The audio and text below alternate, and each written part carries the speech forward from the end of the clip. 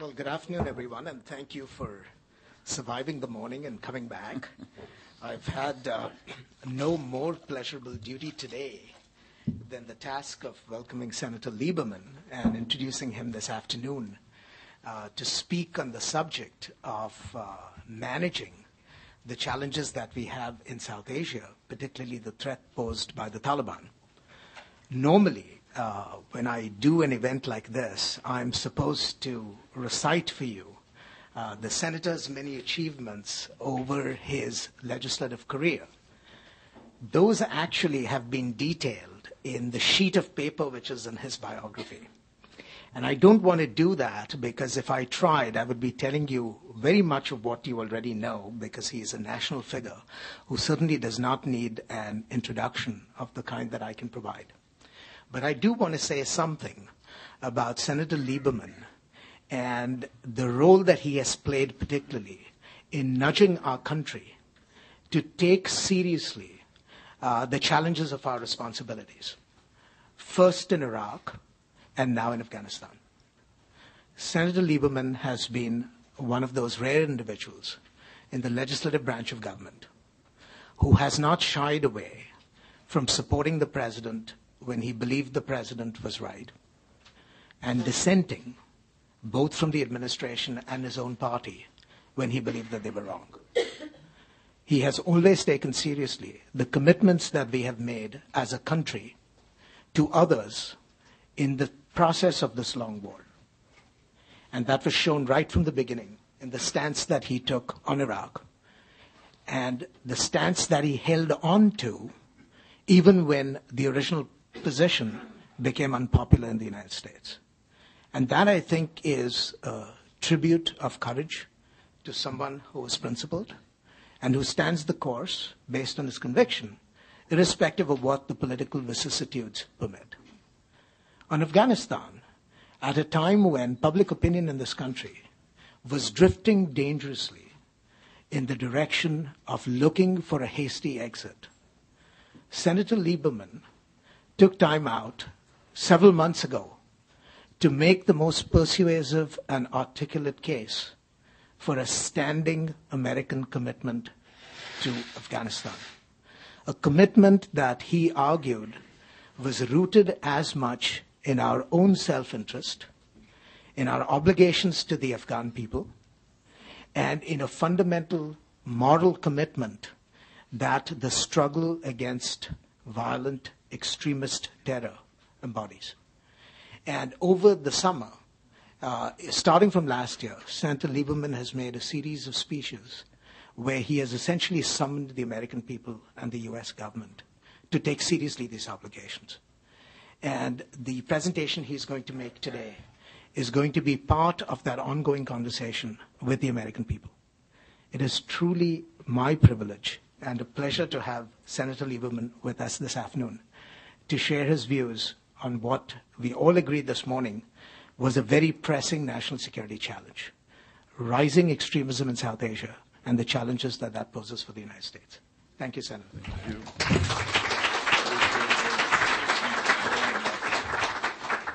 Well, thank you, Ashley, for that extremely kind introduction. I appreciate it. When you, forgive me if I apologize to anyone who has heard me say this before, but when you said I needed no introduction, it reminded me I'd been at a speech a few years ago, a program where Henry Kissinger was the main speaker, and the moderator said Dr. Kissinger needs no introduction, so I give you Henry Kissinger. And Kissinger got up and said, I suppose it's true that I don't need an introduction, but I like a good introduction. You have given me a very good introduction. I thank you very, very much for that. The truth is that it would be a good introduction coming from anybody. It particularly means a lot to me coming from you. I think there are very few people in Washington today who are as broadly and deservedly respected for their expertise as Ashley Tellis. He has really served our country both in government and out. He's a brilliant scholar and strategist whose knowledge and understanding of a critical part of the world at a critical moment in its history and ours is in my opinion, unsurpassed.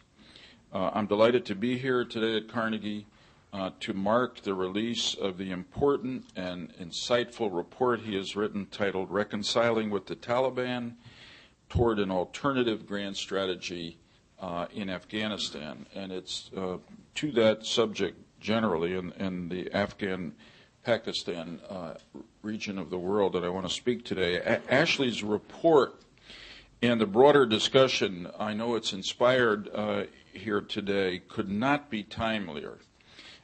Recent events have clearly reinforced why Afghanistan and Pakistan are now the central front of the worldwide fight against Islamist extremism, a fight that is occurring within the Muslim world but has engaged much of the rest of the world as well. Afghanistan and Pakistan are two unique countries now in one theater of conflict, but the conflict in each country is different. And I want to stress today how each must be understood on its own terms.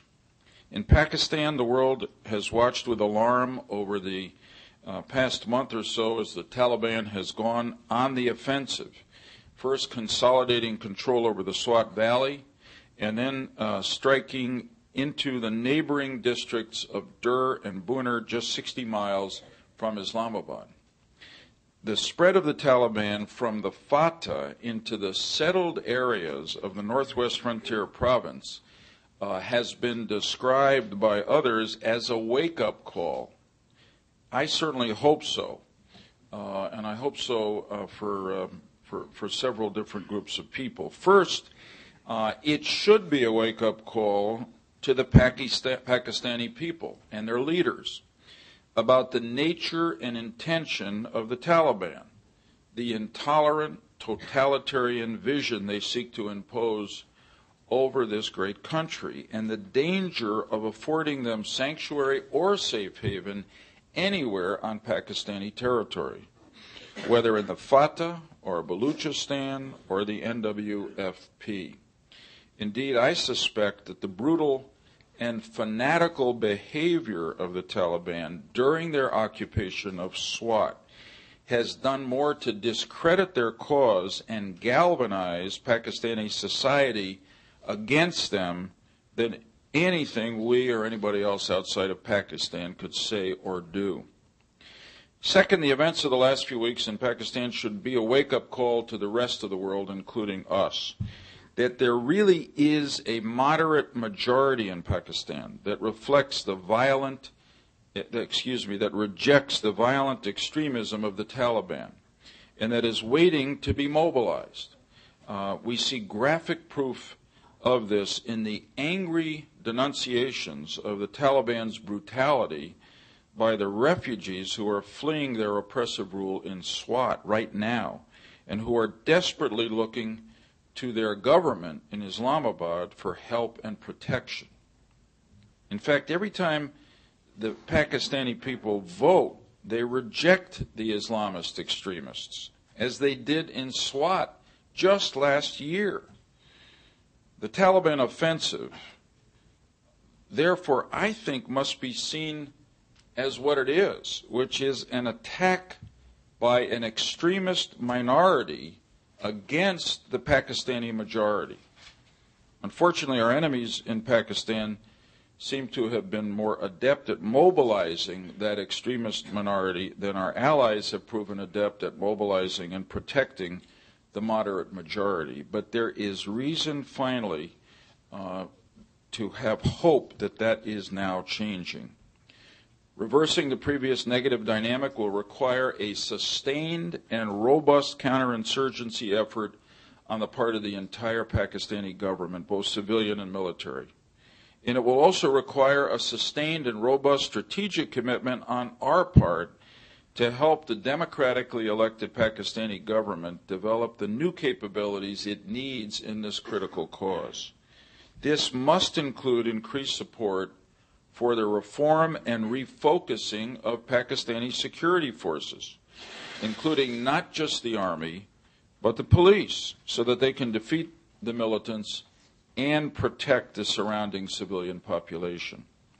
It must also include greater support for Pakistan's civilian institutions of governance so that they can provide basic services, uphold the rule of law, and create a climate of economic opportunity for Pakistan's people. It is clearly failures and shortcomings in precisely these areas that has created a gap between the Pakistani citizenry and their government that the insurgents now seek to exploit.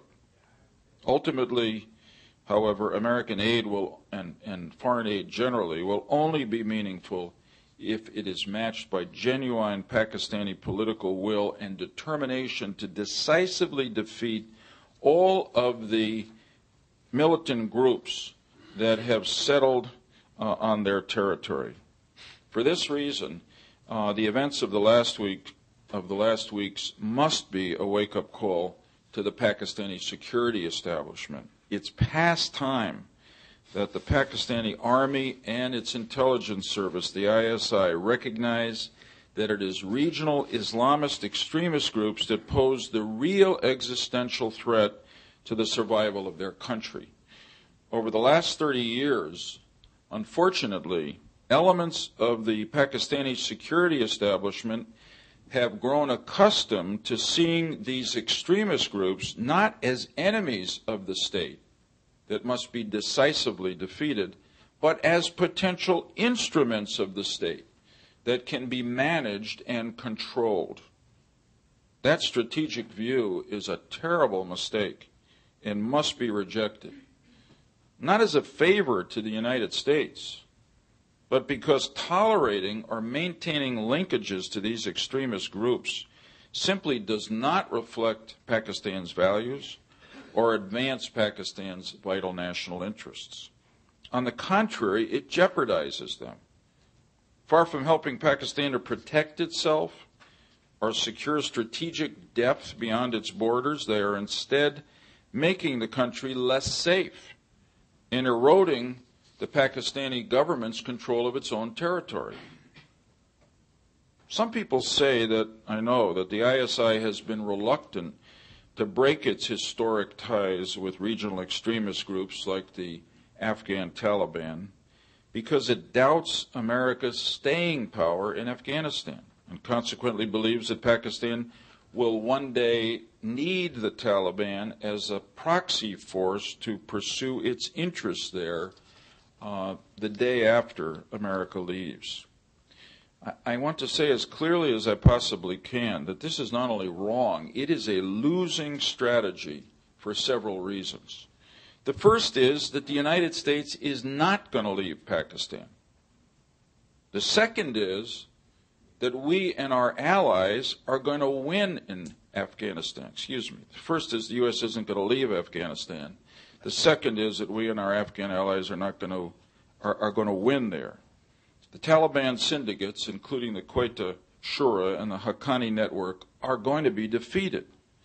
Betting on them and against our Afghan allies, particularly the Afghan army and security forces, is neither a wise nor principled long-term strategy to defend Pakistan's legitimate interest in the region. In the interim, moreover, linkages with Afghan insurgent groups, rather than helping Pakistan in Afghanistan, are actually undermining its position there. A recent nationwide poll found that 91% of Afghans have an unfavorable opinion of Pakistan. In fact, only 5% of Afghans think that Pakistan is playing a positive role in their country. By contrast, according to this same poll, India enjoys a 74% approval rating in Afghanistan. Those numbers should not just wake up Pakistan's leaders and strategists and security and intelligence officers, they should jolt them from their chairs. The implications for policy should be clear. The fact that most Afghans are convinced that Pakistan is waging a proxy war against their country is weakening, not strengthening, Pakistan's position there. Now, I'm optimistic that there is a rising tide in Pakistan that recognizes that the use of Islamist extremists as regional proxies has reached a strategic dead end, and that these groups now pose an existential threat to Pakistan itself. Every day, I want to emphasize, countless Pakistanis risk their lives to oppose the terrorists in their territories.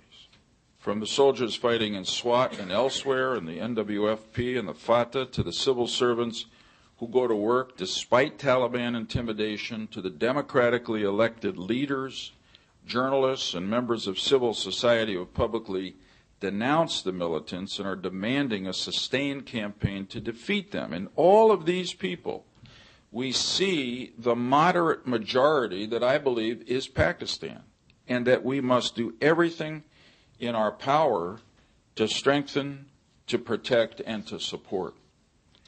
This also carries important implications for those here in the United States and in Europe who are pressing for deadlines for withdrawal from Pakistan, are calling for instantaneous reconciliation with the leaders of the Taliban. Put simply, the more we hedge our bets in the more we hedge our bets in Afghanistan, the more we can expect the Pakistanis will hedge their bets there too, in ways that will make our broader fight against extremism in both countries monumentally more difficult. Conversely, the more likely it appears that the United States and our allies are going to stay and prevail in Afghanistan, the weaker the case of those in Pakistan who argue for maintaining ties to the Taliban. That's why I so strongly agree with the recommendations about Afghanistan that are contained in Ashley Tellis's report. As he puts it, and I quote, "Only serious, long-term commitment to building an effective Afghan state, an invest and endure strategy will work," end of quote. I think that's absolutely right. The good news here is that the Obama administration certainly seems to understand that and agree as well. It has begun to increase both the military and non-military resources that are required for a robust and comprehensive counterinsurgency strategy in Afghanistan, a strategy that is focused on protecting the Afghan people, empowering the Afghan government, developing the Afghan economy, and decisively defeating the insurgents. During the trilateral summit here in Washington last week, President Obama spoke eloquently and strongly, I thought, about what he called our, quote, lasting commitment to support the democratically elected sovereign governments of both Pakistan and Afghanistan, end quote. And he rightly promised, quote, that commitment will not waver and that support will be sustained, end of quote. The foremost challenge now in Afghanistan, I've really bought into the AFPAC idea. The foremost challenge now in Afghanistan is to match words with deeds and to ensure that President Obama's declared strategy is implemented effectively. First, this means we need to have in place a joint civil-military campaign plan for Afghanistan that ties together all of the elements of our national power and theirs to defeat the insurgency. We don't really have one yet. And then we must have the people and resources in Afghanistan to implement that plan successfully. Yesterday, Secretary Gates announced, as you know, that General Stan McChrystal will become the new 4-star commander of coalition forces in Afghanistan, and Lieutenant General David Rodriguez will become his 3-star deputy. Both General McChrystal and General Rodriguez are innovative, impressive officers with significant counterinsurgency experience. I have great confidence in this new leadership team and the ideas and energy and spirit that they will bring to the war effort in Afghanistan. To begin with, I hope that they will carry out a top-to-bottom joint strategic assessment of our counterinsurgency effort in Afghanistan working together with our new ambassador there, Carl Eikenberry, just as General Petraeus and Ambassador Crocker did when they took charge in Iraq in the spring of 2007. I also hope they will immediately carry out an overhaul of the military command structure they've inherited, which is inadequate to the challenge there. General Rodriguez should be supported by a full three-star Corps headquarters in Kabul to serve as an operational command for the nationwide war effort. This would replicate the successful structure we have in Iraq, in which there is both a 4-star headquarters responsible for overall strategy and a 3-star Corps headquarters beneath it responsible for running the day-to-day war. There's also an urgent need for us to commit to expand the end strength of the Afghan national security forces, both the army and the police, which operate under the strong and effective leadership of two impressive Afghan leaders, Minister of Defense Wardak and Minister of the Interior Aftar. A total Afghan national security force of 425,000 to 450,000 is, in my opinion, required. That's the Army and the police. And the longer we put off this decision, the longer we put off the day that this war can be brought to a successful end. In fact, this is a decision that should have been made long ago, and there's really no excuse for further delay. The path ahead in Afghanistan will be hard and it will be costly, but it is the right path for the United States to take in pursuit of our national security and in protection of our national values. The bipartisan consensus that now exists in support of our efforts in Afghanistan and Pakistan will undoubtedly be tested in the months ahead, in particular as the number of American troops in Afghanistan and therefore the number of American casualties rise. But I remain confident that we can and will sustain the long-term domestic political commitment that is necessary to turn the tide against the Islamist extremists who attacked us on September 11th and with whom we have ever since necessarily been at war. We also have genuine allies in Afghanistan and Pakistan, beginning with Hamid Karzai and Asif Ali Zardari, two well-intentioned and democratically elected presidents. They are our friends on the front lines of the fight against terrorism. Rather than throwing constant public barbs at them, I think we need to build relationships of mutual trust that will help these two elected presidents become the transformational and historic national leaders I know they want to be. As President Obama put it last week, and I quote, "We have learned time and again that our security, that is the security of Afghanistan, Pakistan, and the United States, is shared. It is a lesson that we learned most painfully on 9/11, and it is a lesson that we will not forget," end of quote from the President. In that sense, I would say in conclusion that in many respects, Afghanistan and Pakistan are where the war on terror really began. But they are also where we and our allies can bring this war to a successful end. Thank you very, very much.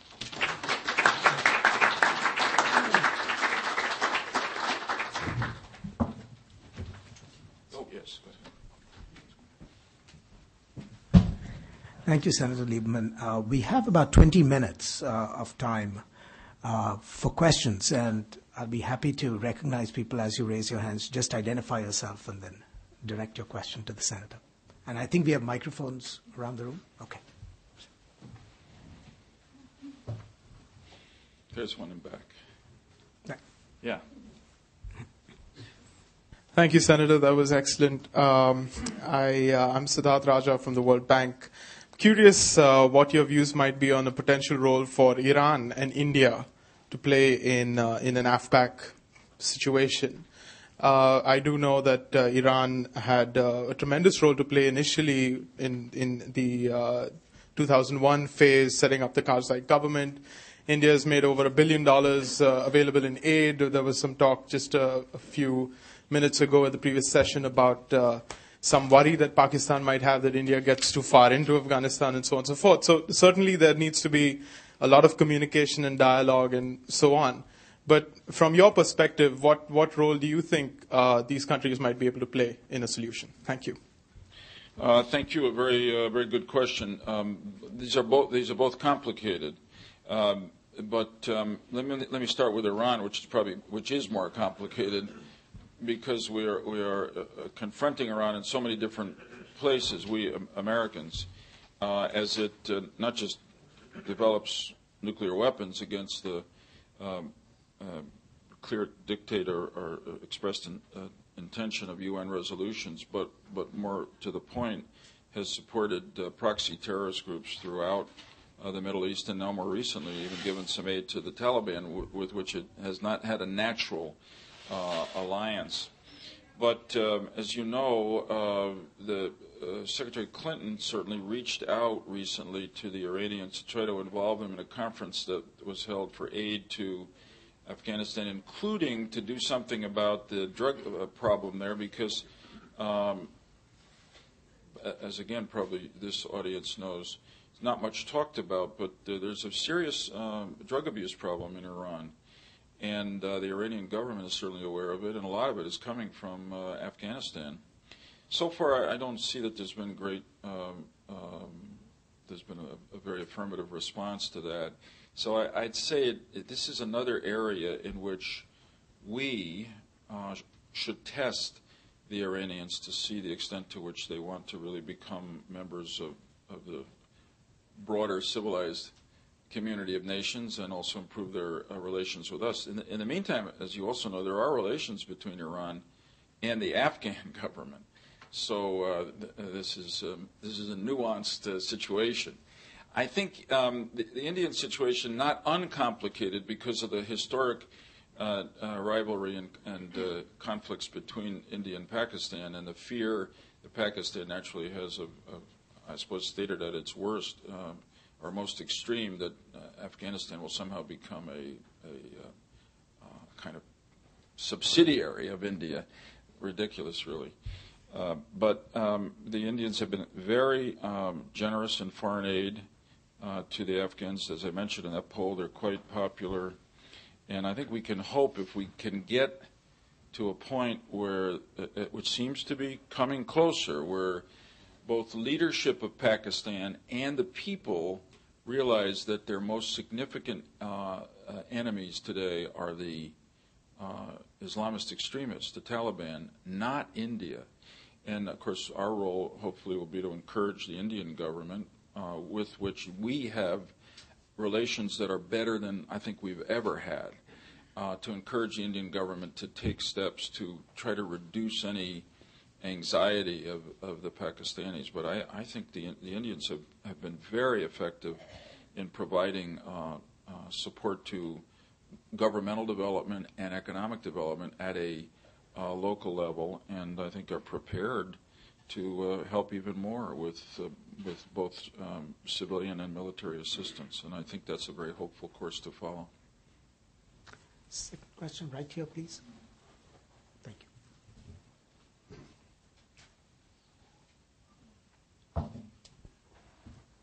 Thank you. Thank you to Senator Lieberman. My name is John Glenn. I'm with the German Marshall Fund of the United States. Sir, you're not the astronaut. I'm not the astronaut. Although he's looking very youthful, but not quite that. The war in Afghanistan is often seen as central to NATO, its future and its identity. In that aspect, how do you respond to concerns, perhaps, that what we may be doing in Afghanistan is Americanizing the effort there? Yeah. Well, look, this is let me put this as briefly as I can in a historic context. In the aftermath of the Cold War, there were quite reasonable questions about how long NATO, which we always refer to as the most successful military alliance in history, probably was. in many ways. A secured victory without firing a shot, in the Cold War. How long that alliance would remain vital, so long as the enemy, the threat that engendered it, was gone, the Soviet Union.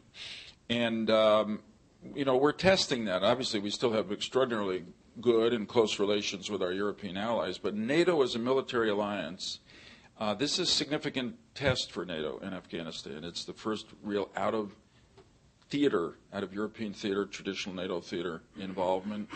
You remember that remarkable willingness of NATO to exercise its authority under, I guess it's Article 5 of the Charter, an attack on one is an attack on all, after we were attacked on 9/11. Unfortunately, I think mistakenly, the previous administration rejected that offer, but eventually NATO has come in to help us. It's been very complicated and very difficult. The extent to which different countries that are members of the NATO forces have different mandates that they follow, different restrictions, caveats on their involvement has been difficult to coordinate. On the other hand, some of the countries there, and I don't want to single the people out for really, but some of them have fought with great valor, great effect, and at great loss of life, or at least life and limb. There's no question that we are increasing our involvement. This administration is also trying to get NATO to increase its involvement. So far, not too successfully. At some point, this will get the warmth of the European reaction to President Obama will be tested by whether they really begin to respond to some of the requests he's made. Very small increase in NATO forces when some of the countries have been offered some money to help put it into a trust fund for the Afghan National Army. So bottom line, there's a necessity for all of us to increase our commitment. I think that we just feel the urgency of this moment, and quite correctly, and I applaud what the President has done to better resource with an additional 21,000 troops and probably more to follow, American troops to Afghanistan. I certainly wouldn't want to make it America's war totally. I think it's critically important for NATO to hang in there with us, with the Afghans, and to prove that they can, as a unit, not just individual countries, be effective in meeting this threat. Look, there's a point here, forgive the length of this, but this is an important question. What is really troubling about this is not just the kind of command structure conflict between many countries involved and how do we coordinate that. We've made improvements in it. But it's the fact that in most every European country, if you read public opinion polls, there's very little support for NATO to be in Afghanistan. There are a couple of exceptions, so that it actually is, in that context, an act of some political courage that the elected leaders of the European countries are sticking with this commitment. But I wish that they would really stand up and try to make a better case for why it matters to Europe. I mean, when you think about the terrorist attacks on Madrid and London, and you could and the cells that have been arrested in captured in major German cities, you could go on and on. Europe is directly in the line of fire from this world force of Islamist extremism and terrorism. And there's great public anxiety about that in Europe. I know that. But they haven't linked it to what's happening in Afghanistan. Now, sometimes my European friends say, well, unfortunately, you suffered 9/11, so the link between Afghanistan and terrorism is clearer to Americans, but that ought not to be necessary. And I hope President Obama can help turn that around. He tried on the first trip. Unfortunately, I think they all really loved him, but didn't increase their support of his policy in Afghanistan. And I hope that will change soon. Yes. Jim? Jim Hirsch. Jim. Here's a mic coming to you. Senator Jim Hirsch. How do we keep popular support. Well, everything was a good idea. We're a bunch of scholars sitting around here in a room. We think this is a great idea. Stay the course, put in more forces. When? How do we keep the American people behind us? And two, how do we convince two countries that we've turned our back on twice in one case and once in the second case, that we're here to stay this time? Yeah, it's a very good point, which I did not make in my prepared remarks. This concern, I guess I alluded to it briefly, this concern among the Afghans and the Pakistanis that we're going to leave is not a hallucination at a total error. They've had it happen before, and that's why I think one of the most important things we can do, as Ashley Tellis says in his report, is in every way possible state that to the leadership and people of both countries, we're there with you to stay. I suggested a while ago, I didn't repeat it today, that we ought to really be agreeing on 5- and 10-year plans with both countries. In fact, if the now known as Kerry-Lugar legislation in the Senate, which would provide $1.5 billion of non-military assistance to Pakistan per year for the next 5 years, passes, which I think it will, that's the beginning of that kind of commitment. Now, how do we sustain it at home? There's no substitute for leadership and the willingness to go out and make the case. Right now, there is a bipartisan consensus in support of what we're doing in Afghanistan. There's a lot of alarm about Pakistan, but of course we don't have true presence on the ground, so it's a different kind of anxiety. And as I said, once you sent 21,000 more Americans there, maybe more to follow, probably, I hope, more to follow, you're going to have more casualties. And we just have to keep explaining why this is so critically important. The consensus is there now. It's going to be it'll be tested. And I think beginning with President Obama and the rest of us, we just got to make the case to the American people. The good thing to say, and I hope there's some sense of this among the American people, we've learned in Iraq, again, how to fight a counterinsurgency successfully. We haven't been doing it fully in Afghanistan. And that's the basis for my expression of confidence, as I stated in my remarks, that we're going to be successful in Afghanistan because we know how to do this, and we've got some extraordinarily committed, patriotic, able people in the Afghan security forces who will work with us on that. That story is not finished, as you well know. Yes, ma'am, right there.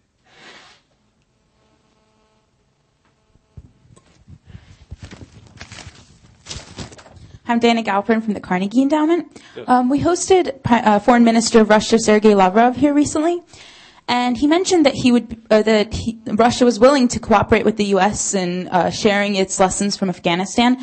I was wondering if there are any formal plans in the works for America to talk with the Russians and share notes, I guess. Thank you. There's a good joke here somewhere, but I'm not going to make it.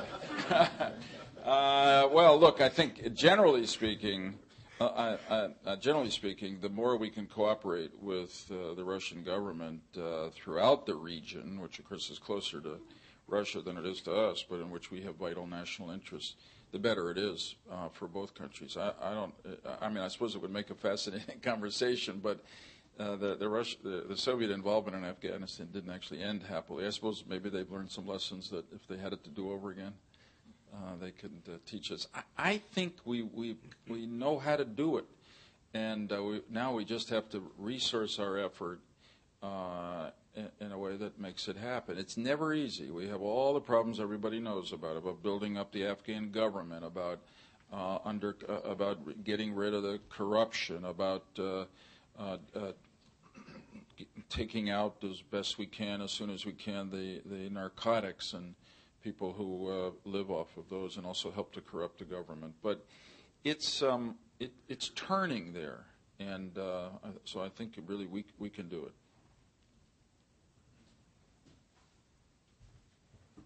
Is that it? Yes, sir. If You're I may entitled to a question. abuse the privilege of the chair. As we think about the next few years, are there things that we need to worry about that would upset this current equilibrium of support? Because you described as sort of a fragile equilibrium domestically in terms of support for the president's policy. What is it that could push us off the edge, push us in the direction of looking for an alternative like either retrenchment or exit? Yeah. I shouldn't articulate too many worst-case scenarios. Well, look, I suppose the one I've mentioned is one, which is increasing casualties. But another would be if the economy really it doesn't improve and gets worse, which I don't think will happen. I think we're on our way back. I don't believe economically. I don't believe that we're going to go into robust growth again. But I think we're going to, by the end of this year, early next year, have positive growth in the GDP. So that's one, I suppose, which would be a battle for dollars. You know, can we really afford to do this? The one that I worry about is partisanship. I worry about two things. I worry about people wanting to have this end too quickly. You know, I mean, it's just to set a deadline, and deadlines just don't work. Usually the out party wants to set a deadline. I hate to say it. It's part of the awful, if I can try to use this word, pardonization of American foreign policy. I mean, the Republicans did it during the 90s in Bosnia when Clinton was president. We got to set a deadline to get out. And mistakenly, kind of a deadline was set, which was totally counterproductive. Democrats did it with President Bush, with Iraq. And, I mean, it's one thing to say we've lost, let's get out of there as soon as we can. But it's another to say this is... we are confident we will achieve the progress we want by X date. We're getting out. You tell your enemies what you're going to do. And so I worry that there'll be impatience on both sides, and actually and the worst could be in different ends of both political parties, and that Republicans who stuck with the Iraq War, look, the Afghanistan war has now become President Obama's war by his choice, which I greatly appreciate and salute him for.